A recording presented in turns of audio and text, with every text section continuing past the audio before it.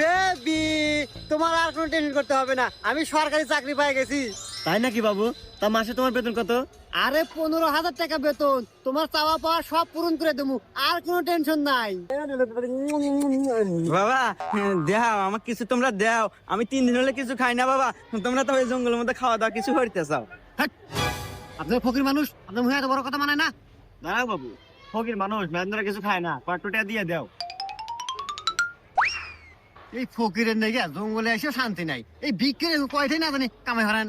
কামাই তেমন নাই বাবা, এই যে নির্বাচন এসে কামাইয়ের বাজার কমে গেছে, হরি 1000 পাশে। হ্যাঁ, মাসে 5,000। দেখ তো, এই 5,000 মাসে কামাই রে জীবন চলবো?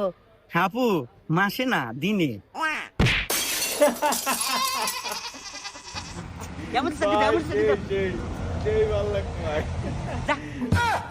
হুমন্দি করলো কি রে?